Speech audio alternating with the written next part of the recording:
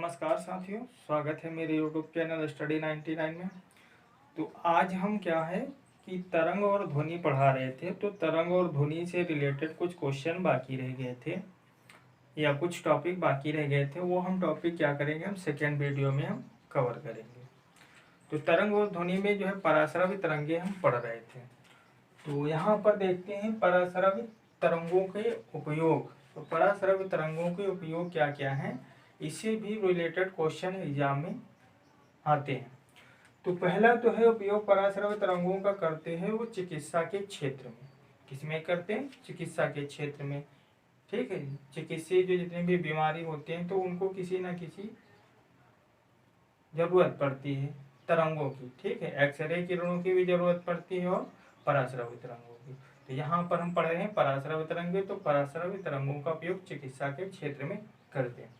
दूसरा है समुद्र की गहराई को पता लगाने में। ठीक है, जैसे यहाँ पे नेवी पोर्ट है या ठीक है शिप है, तो वो अगर वो जाते हैं या जलीय पनडुब्बियाँ हैं तो समुद्र की अगर गहराई कहाँ पे कितना समुद्र गहरा है तो वो पराश्रवी तरंगों के माध्यम से पता कर लेते हैं कि यहाँ पे अधिक समुद्र गहरा है और यहाँ पे कम गहरा है। नेक्स्ट है दिमाग का ट्यूमर का पता लगाने में। यदि दिमाग में ट्यूमर है तो पराश्रवी तरंगे के माध्यम से पता कर लेते हैं कि दिमाग में ट्यूमर है। अब नेक्स्ट देखिए, ध्वनि से संबंधित कुछ फैक्ट हैं और वही फैक्ट हमने रखे हैं जो फैक्ट से रिलेटेड क्वेश्चन इंपॉर्टेंट बनते हैं। तो देखिए यहाँ पे ध्वनि का जो मात्रक जो होता है वो क्या होता है, डेसिबल होता है। ये बहुत ज़्यादा क्वेश्चन पूछा जाता है, ध्वनि का मात्रक क्या होता है, तो डेसिबल होता है। नेक्स्ट क्या है, सामान्य वार्तालाप जो है वो 30 डेसिबल से लेकर के 60 डेसिबल तक होते हैं। जैसे आप सामान्य जब वार्तालाप करते हैं तो सामान्य वार्तालाप में ठीक है 30 से 60 डेसिबल तक होता है। ठीक है, अगर वो कोई ज़्यादा तेज बोलता है तो वो क्या है 60 डेसिबल तक बोल रहा है। ठीक है, और अगर सामान्य वार्तालाप तो 30 डेसिबल।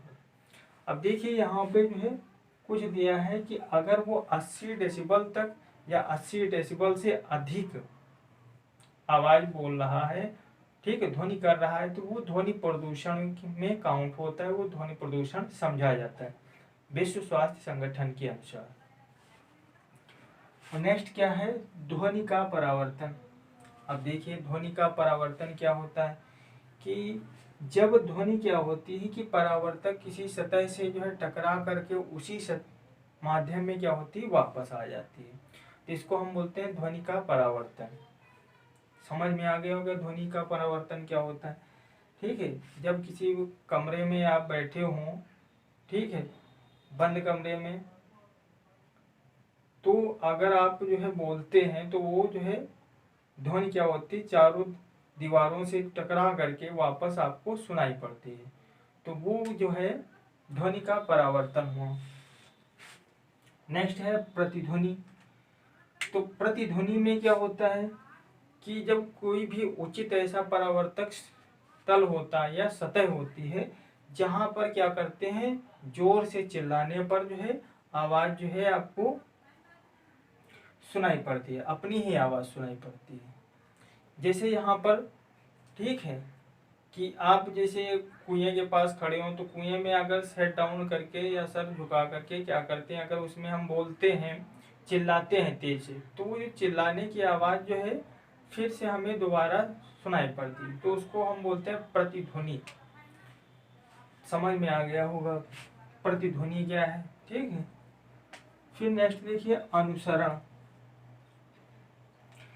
अनुसरण में क्या होता है कि अनुसरण में ऐसा होता है कि जब कोई बड़े से हॉल में, ठीक है, बड़े से हॉल में, ठीक है, लंबे समय तक जो है ध्वनि का क्या होता है परावर्तन होता रहता है।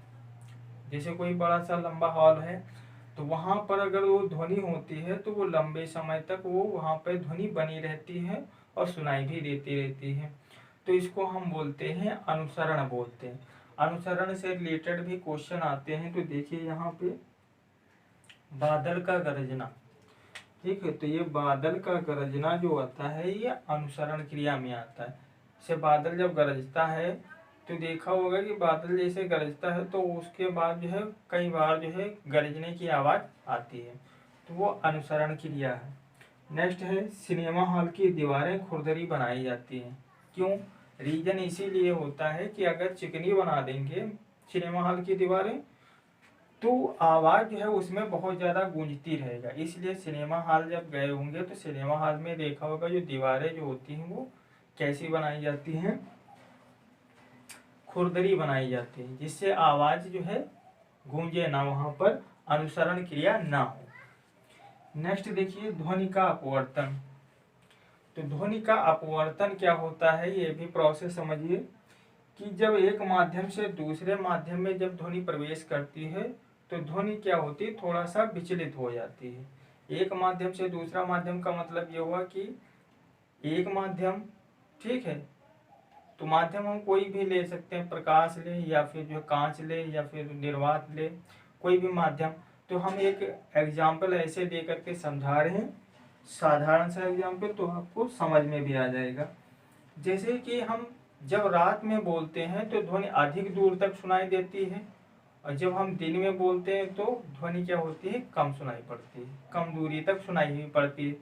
तो उसमें रीजन यही होता है कि ध्वनि का परावर्तन, रात में जो है मौसम क्या रहता है, साफ रहता है, ठीक है, तो वहाँ पे इतनी ध्वनि की स्पीड ज़्यादा हो जाती है, काफ़ी दूर तक सुनाई पड़ती है, और दिन में इतनी सारी ध्वनियाँ होती हैं जिसके कारण जो होती है वहाँ पर ध्वनि की दूरी जो होती है कम होती जाती है, ज़्यादा दूर तक नहीं सुनाई देती।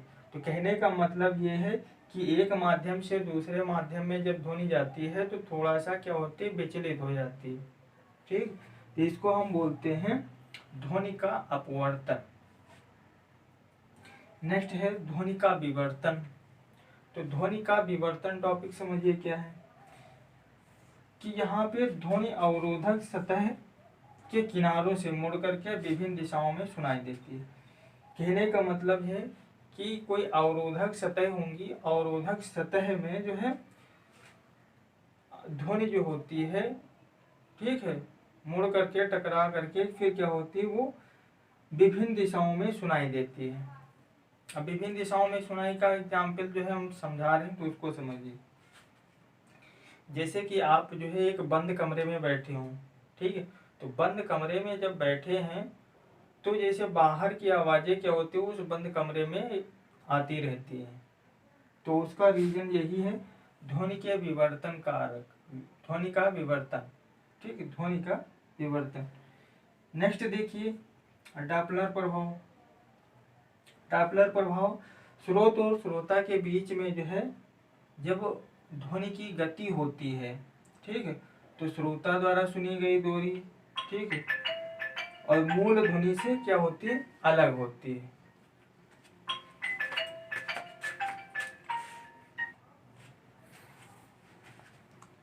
हाँ, तो क्या पढ़ा रहे थे हम, डॉपलर प्रभाव। फोन आ गया तो वही हम देखने चले गए थे। तो देखिए डॉपलर प्रभाव क्या है, तो श्रोता और स्रोत के बीच में जब आपेक्षिक गति होती है, तो जैसे जब श्रोता होता है और स्रोत होता है, इनके बीच बीच की जो ध्वनि होती है वो थोड़ा सा क्या होती है, मूल ध्वनि से अलग होती है। जैसे मूल ध्वनि है और एक क्या है, एक मूल ध्वनि है और एक जो है सुनी गई ध्वनि, वो दोनों क्या होंगी, अलग अलग होती हैं। तो ये तो हुआ डॉपलर प्रभाव, ठीक है। अब देखिए यहाँ पे जैसे अब हम बता रहे हैं इसका डॉपलर प्रभाव का एग्जाम्पल, जैसे जब कोई ट्रेन होती है तो ट्रेन जो है जब हारन देती है तो दूर से जब है वहाँ पर जो है हारन जो है जब ट्रेन जब देती है तो वहाँ पर हारन जो है अलग ध्वनि होती है, लेकिन वो धीरे धीरे क्या होती है, जब वो श्रोता तक वो ध्वनि पहुँचती है वो थोड़ा अलग होती है ध्वनि। तो ये जो है एग्जाम्पल ये इसका होगा। नेक्स्ट है अनुनाद क्या है। तो अनुनाद क्या है कि माध्यम कोई भी कण स्वतंत्र रूप से दोलन कर रहा हो तो उस पर जो है समान बल पर कोई बाहरी बल आरोपित किया जाए तो उसका आयाम क्या होता है, बढ़ जाता है। जैसे कोई भी कण है वो स्वतंत्र रूप से काम कर रहा है, अगर उस पर कोई बाहरी बल लग जाता है तो उसके आयाम जो होता है वो बढ़ जाता है। तो इसका एग्जाम्पल आप जो है आसानी से समझ सकते हैं कि जैसे कि जब सैनिक जो है पुल पार करते हैं तो सैनिक को ये सलाह दी जाती है आप कदम से कदम, ठीक है, ना मिलाएं, अलग अलग रहे, ठीक है, अलग अलग तो सबके कदम पड़े। अगर कदम से कदम जब मिलाएंगे तो बाहरी बल बढ़ जाएगा और आयाम बढ़ जाएगा और पुल टूटने की संभावना ज़्यादा हो जाएगी। तो दोस्तों इस वीडियो में बस इतना ही, समझ में आया हो लाइक शेयर सब्सक्राइब जरूर कीजिए।